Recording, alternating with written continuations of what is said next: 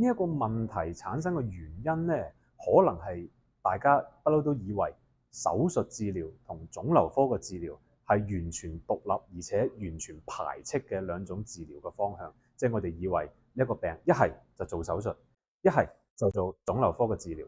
但係其實依家我哋對肺癌嘅理解呢，係比以前多咗好多。咁醫治肺癌嘅選項呢，亦都越嚟越多，亦都越嚟越複雜。